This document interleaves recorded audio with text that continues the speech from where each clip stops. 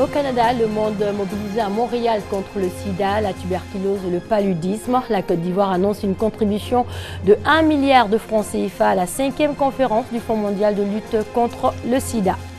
Le marché ivoirien de l'artisanat est ouvert depuis hier. 25 000 visiteurs sont attendus au Palais de la Culture de Trècheville.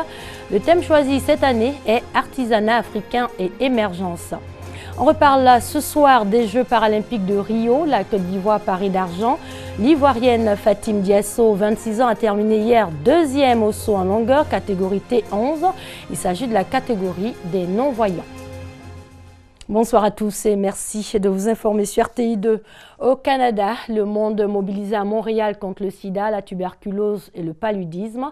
La 5e conférence du Fonds mondial de lutte contre le sida s'est ouverte hier. Le fonds était à la recherche de 13 milliards de dollars en vue de financer des traitements avec pour objectif d'éradiquer ces épidémies d'ici à 2030. Par solidarité, la Côte d'Ivoire a annoncé une contribution de 1 milliard de francs CFA au total, dont un don de 500 millions de francs CFA déjà accordé à l'ONU-SIDA. Plusieurs chefs d'État et de gouvernement, dont le président de la République Alassane Ouattara et des dirigeants de la santé de plusieurs pays, étaient à cette rencontre. Créé en 2002, ce fonds rassemble gouvernement, société civile, secteur privé et malade. Il revendique 22 millions de vies sauvées et plus de 300 millions d'infections évitées depuis 2005. On va parler sport. La Côte d'Ivoire parée d'argent aux Jeux paralympiques de Rio. L'Ivoirienne Fatim Diasso, 26 ans, a terminé hier deuxième au saut en longueur catégorie T11. Il s'agit de la catégorie des non-voyants. Le reportage de Cathy Touré, envoyé spécial de RTI Sport à Rio, au Brésil.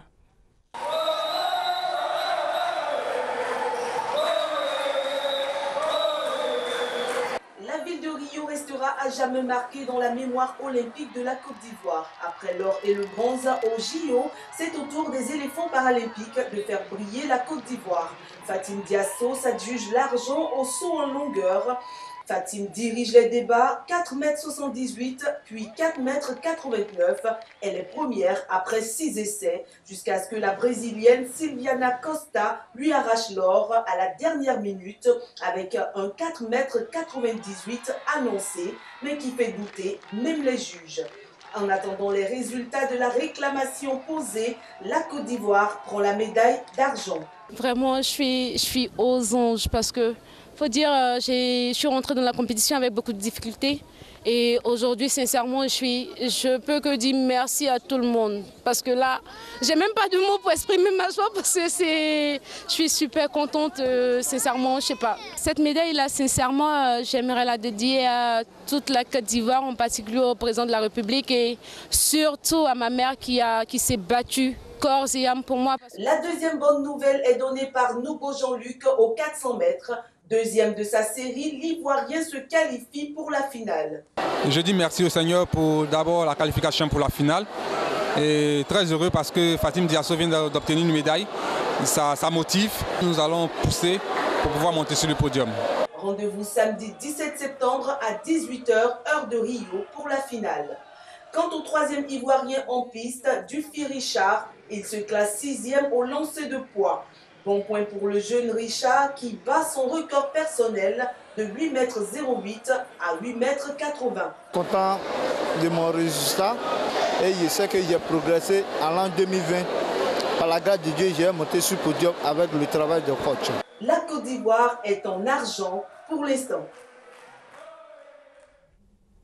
Alors, ouvert depuis le 7 septembre, ces Jeux qui réunissent des athlètes vivant avec un handicap pour des épreuves handisport sont organisés tous les 4 ans par le Comité international paralympique. 5 athlètes représentent la Côte d'Ivoire, parmi eux 3 sont éliminés.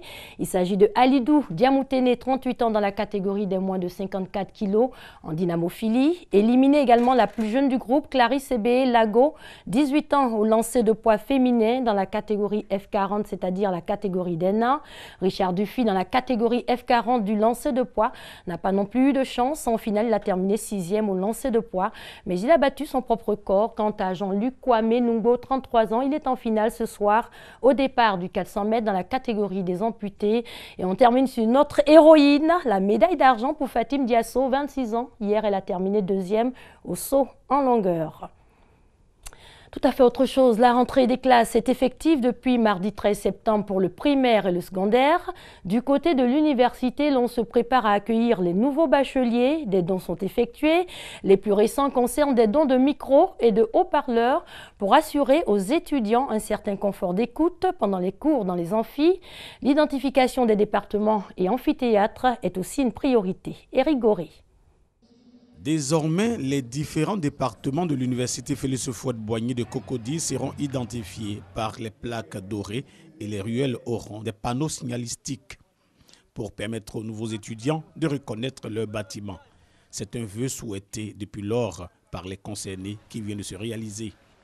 Quand nous arrivons sur l'espace universitaire, nous avons du mal à retrouver les autres départements et ça nous pose vraiment problème. L'État ne peut pas tout gérer. Donc ces messieurs de bonne volonté là sont à saluer par rapport aux dons qu'ils font. Ces dons-là, en tout cas, c'est une aubaine pour nous étudiants. Ce sont au total 19 bâtiments qui seront identifiés selon les filières grâce à l'aide d'un ancien étudiant de l'université Félix Houphouët-Boigny. Le donateur explique cette action. J'estime que c'est un devoir. J'ai moi-même été étudiant à la faculté de droit d'Abidjan. Et je pense que la solidarité générationnelle doit se poursuivre.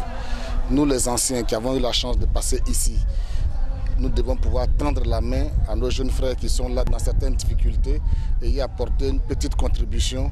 En plus de ces plaques, d'autres dons ont été faits. Le donateur ne compte pas s'arrêter en si bon chemin.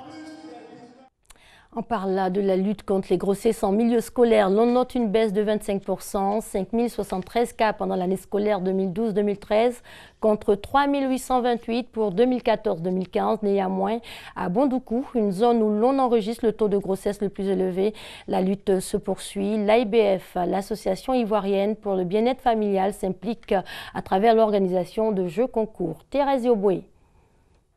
Des jeunes de 8 quartiers de Bondoukou ont pris part à ce concours interquartier initié par l'antenne régionale de l'AIBF de Bondoukou.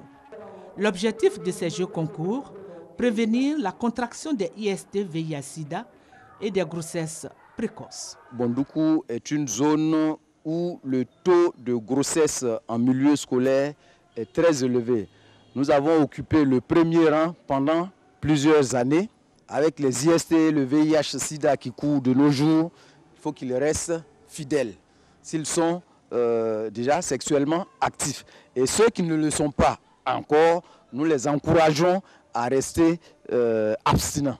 Le secrétaire général de l'antenne régionale de l'AIBF, Israël Tano, a invité les jeunes à aller dans les hameaux, villages, villes de la région du Gontougo pour relayer l'information auprès de leurs camarades jeunes absents à ces jeux concours pour une lutte efficace contre ces fléaux.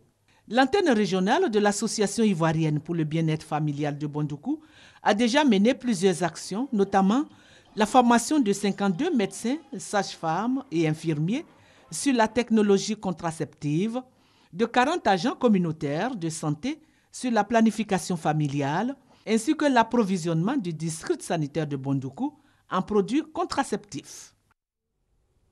On s'intéresse à présent au marché ivoirien de l'artisanat qui a ouvert ses portes hier au Palais de la Culture de Treichville.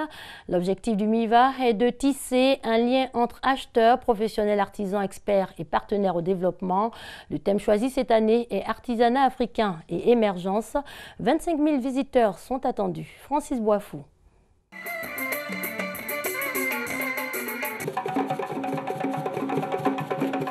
Du rythme et du son pour lancer la deuxième édition du marché ivoirien de l'artisanat MIVA. L'événement a débuté vendredi au Palais de la Culture de Treichville et prendra fin le 25 septembre prochain. Le MIVA est un espace de promotion de l'artisanat africain. Les délégations arrivent de partout. Je suis venue exposer des pagnes tissées, des pagnes basins teintés et des tissus en foulard, chapeau. Donc j'espère beaucoup vendre et avoir vraiment des relations de commande de la Côte d'Ivoire au Bénin. On essaie de faire découvrir notre artisanat à travers nos meilleurs artisans au travail, au public ivoirien. Le gouvernement ivoirien invite les populations à découvrir les œuvres d'art dans les stands. L'artisanat, c'est un métier qu'on peut embrasser pour pouvoir gagner sa vie. Donc c'est l'appel que je lance à la jeunesse de Côte d'Ivoire, de venir voir les stands, de voir ce qui s'est fait. Cette année, le démarrage du MIVA a été précédé du concours de fabrication du chocolat. Le Burkina Faso a remporté le trophée devant la Côte d'Ivoire, le Ghana, l'Égypte et le Cameroun. Il s'est agi de montrer le savoir-faire des pâtissiers en matière de créativité. Et on parle déjà de l'Abissa. L'événement culturel prévu du 6 au 20 novembre prochain à Grand-Bassam a été lancé officiellement et c'était en présence du roi d'Enzima Kotoko. Herman Yamien. Le peuple Nzima Kotoko de Grand-Bassam sera aux côtés de son roi du 6 au 20 novembre prochain pour célébrer la nouvelle année. L'information a été portée à la connaissance du public par le président du comité d'organisation de l'Abissa.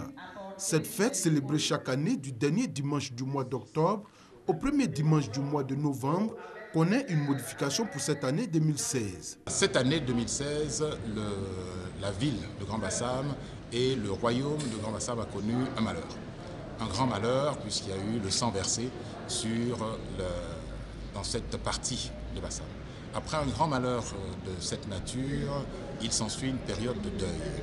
Le deuil a été fait pendant 7 mois et les 7 mois donc, se terminent à fin octobre, période à laquelle normalement l'Abissa devrait se dérouler. Le roi avait le choix entre ne pas célébrer l'Abissa, ce qui aurait entraîné la non-célébration de l'Abissa pendant 5 ans, ou décaler l'Abissa pour permettre que le deuil se termine et qu'on puisse le célébrer. Donc le roi a autorisé que l'Abissa se déroule avec, à la fin de la période de deuil de 7 mois, et la première semaine après cette période de deuil, c'est donc tombe le dimanche 6 novembre. Pour le lancement de l'édition 2016 de l'Abissa, aux côtés du comité d'organisation et du roi d'Enzima Kotoko, le directeur général de Côte d'Ivoire Tourisme qui accompagne l'événement depuis 4 années. Jean-Marie Sommet souligne que le soutien technique que sa structure apporte au comité Abissa vise à professionnaliser davantage l'événement. En plus de Côte d'Ivoire Tourisme, une agence de voyage va permettre aux visiteurs et festivaliers, grâce aux différents packages et circuits touristiques mis en place, de découvrir la région du Sud Comoé et ses différentes attractions touristiques durant les 2 semaines que dureront les célébrations du Nouvel An Nzima. L'Abissa est l'occasion pour le peuple Nzima de demander des comptes à ses dirigeants tout en souhaitant l'obtention d'un meilleur équilibre social.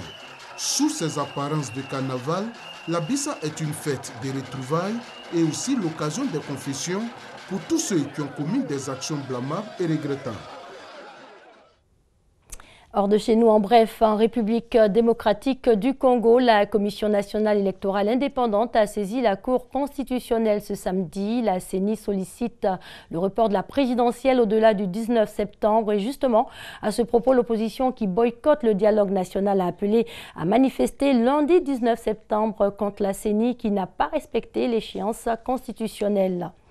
Desmond Tutu, de nouveau hospitalisé, l'ancien archevêque sud-africain, 84 ans, prix Nobel de la paix, a été de nouveau admis aujourd'hui à l'hôpital du Cap après en être sorti mercredi dernier. Et pour finir, on rappelle que Jean-Luc Kwame Nungbo, 33 ans, est en finale ce samedi pour les Jeux paralympiques de Rio. L'athlète ivoirien sera présent au départ du 400 mètres dans la catégorie des amputés. Voilà qui met un terme à cette édition. Excellente soirée sur les antennes de la RTI, la marque du service public.